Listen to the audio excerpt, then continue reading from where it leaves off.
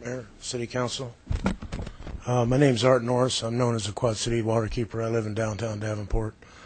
There's been a lot of concerns about different things, and some about the trees, some about the runoff. But to make a long story short, I've given you all the information, and my feeling on the thing is well known. I just don't understand how that retaining wall behind Kmart could withstand that kind of weight up there. I think in your plan that should be looked at into too closely. When you put all these driveways, sidewalks, buildings, retention pond, and whatever up there, you're going to have a tremendous amount of weight all on this wall that is man-made. They took half the hill out to build Kmart in this particular area, and they've created I would say it's almost like a swimming pool there with a 45-degree angle wall of water coming down to a broken drain, storm drain, and there's just a tremendous amount of water coming off that wall and behind the Kmart and that parking lot, seeping into the ground. It's not going into the storm drain. I just think that should be considered in the plan. If you're going to build up there, we should know the weights and the amount of weight you're going to be putting up there on this wall. As far as the retention pond, if they was going to put that up there, there'd be a tremendous amount of weight putting it up there, and if they put it anywhere else and release the water later, it would be going into Duck Creek, I presume. Duck Creek's had a history of terrible flooding. I would think before you added any more to Duck Creek, you would have to tie that into the storm drains coming down to the Mississippi, which my understanding is on the other side of Brady. So I think that should be considered in the plan also, that if you're going to discharge this water sometime, it can't go into Duck Creek. It needs to go, into the storm drain, and that would be on the other side of Brady, which would be very expensive, I think, to do. So I'm just, when they get into the comprehensive plan, or they get considering different things, I'd like them to take all these things into consideration if they go that far. Just a few things on environmental impact statement.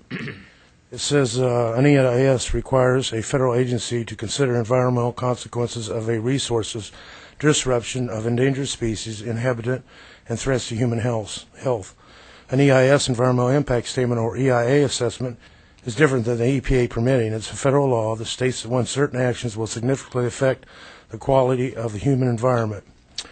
An environmental impact statement, EIS, under the United States environmental law is a document required by the National Environmental Policy Act, NEPA, for certain actions significantly affecting the quality of human environment. An EIS is a tool for decision making. It describes the positive and the negative environmental effects of a proposed action, and it usually also lists one or more alternative actions that may be chosen instead of the action described in the EIS. There's lots of property up there. There's a lot of abandoned buildings, huge parking lots that are abandoned where this project could go in easily. The city would already have water, sewer there.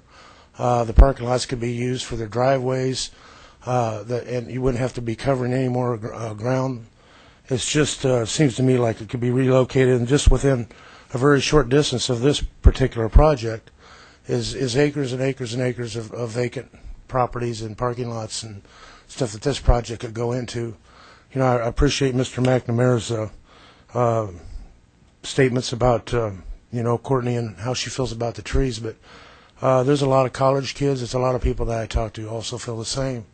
And I would like to see this preserved for their generations, another 50 years, and these would be 100-year-old trees. They're walnuts, and walnuts shoot a very deep taproot. They're not like most trees. That's why they sustain so well up there in the wind, is because they got a very deep taproot, and they withstand the wind very well. And it's a perfect forest, perfect trees for that particular area. Unlimited amount of wildlife and food up there for them. So anyway, with all that due consideration, I appreciate you hearing us out, and respect all of your views, and hope it comes to fruition that someday that our kids will look back and those trees will still be there. Thank you. Thank you.